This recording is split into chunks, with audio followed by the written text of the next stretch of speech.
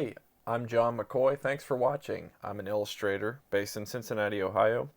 This video is recording of my 7th daily drawing exercise of 2020. This year I wanted to commit to doing drawing every single day, and so far the drawings have gotten more extensive and longer. It's just interesting how the process of drawing daily has organically evolved over the course of each daily drawing. For this one, I set up a still life in my home. I went to the store and got a pineapple, and I was inspired by some artists I'm following on Instagram, some industrial designers that drew sketches of power tools, and I was thinking I want to draw a power tool for this still life along with a pineapple of all things. I was honestly getting some food from the store and I saw the pineapple and I was already thinking I'd like to put some fruit in here, so pineapple was the way to go. Of course it proved difficult later on because the textures are pretty pretty let's just say they're geometric, and that always presents a challenge in drawing. But I like a challenge. This drawing was definitely a challenge. Each consecutive drawing I'm doing as this daily drawing challenge unfolds in 2020 is becoming increasingly more challenging for myself, and I'm getting more comfortable with challenging myself in ways that I feel I need to be challenged. Sticking with this one for 4 hours of real-time direct observation was challenging in and of itself. Now, the GoPro did run out of batteries halfway through the process, and that afforded me a break. I was a little frustrated because I kind of wanted to get it done, but when I came back, got a second wind and really had fresh eyes looking at my drawing and was able to see what needed to be worked and what didn't. So one thing that I'm really learning with these Prismacolors is the coolness and the warmth that often the duality when you have two light sources. I have the natural light coming from the right and the warmth of a still life lamp. And as I discovered, I would say that discovery is a good word to use in terms of the unfolding of a drawing, because it goes through so much evolution in your mind as you're drawing, and you discover so much about the information that you are studying visually as you create a drawing. The one thing, one of the main things I learned about through this drawing, which becomes apparent as the drawing evolves, is that duality of light source and color, where the right sides of objects are picking up a cool natural light and the left sides are eventually going to be picking up a warm still life lamp. And this stuff, I have to say, as an artist, many of you who are watching might not be artists, and one thing I can say about being an artist and drawing, or not necessarily even saying as an artist, but rather somebody who draws a lot. The more I draw, the more it's apparent to me that the process of drawing is very deep. Visual language is a very deep language. And I'm constantly realizing that after the more extensive and the more amount of time I draw, there's a kind of like an after effect that my mind is still processing or kind of in the zone still, even after a drawing. And I'm thinking in terms of that deep analysis. It's kind of like a Zen mode, sort of. It's sort of like a peaceful flow that you get into with a drawing. There's sort of, you learn the forms and you start navigating through those forms. The beginning of a drawing is chaotic because there is competition between marks you're making on the paper.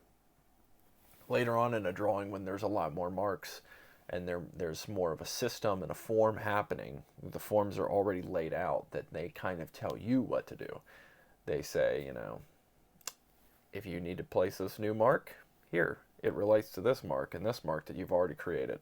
And you can feel that as an artist, as a person who draws, as a draftsman, you can feel that sort of locking into the form, and it becomes a lot gentler psychologically as you're progressing in a drawing, as the drawing progresses. The more information that's there, the more peaceful it is. But in the beginning, it's like a wrestling process. And I can't tell you how many times I have just thought or forgot how much of a flow you can get into in drawing. And that becomes an obstacle in and of itself in a creative process in general. Reaching that flow or believing that there is a flow to the drawing. That is crucial to even be able to realize that. When you gain a certain depth and attraction on an inner form that you're seeing visually, whether that be a mural design that you're creating or a drawing that you're doing from life, it's worlds apart than the beginning of a drawing or the beginning of a creative process when there's nothing there. I guess you could refer to it as that blank white canvas. Oh, when I was recording this audio, my iPad says 10% battery, so I kind of lost my train of thought. I think what I'm saying is the depth of traction and flow you get in a drawing process and how much you learn at that level is well worth taking the time to get to that point in a drawing. So that's something I especially notice. I guess it's kind of like sleep. I feel like it's like sleep. There's like levels to sleep. There's light sleep. There's REM sleep, rapid eye movement, and then there's like deep sleep. Deep sleep, when things are really, you spend a lot of time in REM, but I believe, if I'm not mistaken, that deep sleep is where you really like grow a lot or heal a lot or you get that reboot where your brain's kind of figuring things out. But I feel like drawing is similar to that. There's layers. You get down into a certain level with a piece where you've gotten a certain number of hours or minutes into the work where all of a sudden you hit this deep level where you're learning rapidly and you're just really in the flow with it. So I feel like a lot of art in general kind of echoes that trend to have levels. And in depth of, well, I mean, everything in life does that, but drawing especially, art and especially, has that kind of connection, depth of connection, and layers to it where you are kind of superficially into something and then you get deeper into the design and the process of a work of art. So that's something I am kind of running my paces like a runner does, preparing for a race, preparing for a marathon. This is kind of like my practice runs, is these drawings from observation. Direct observation, I would say, is crucial. I've been trying to do that with all my works. Of course, one of these daily drawings I had to finish from photograph because it was of a small child who did not want to sit still for me to draw them.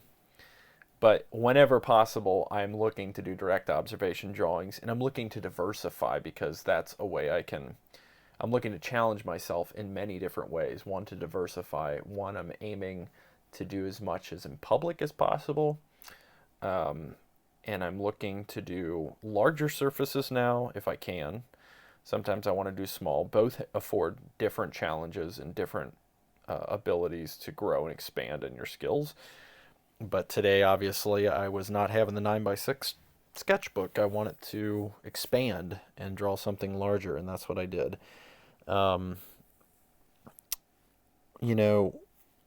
When I set up the still life, I saw these wires and I was thinking, oh my gosh, these wires are going to be kind of tricky.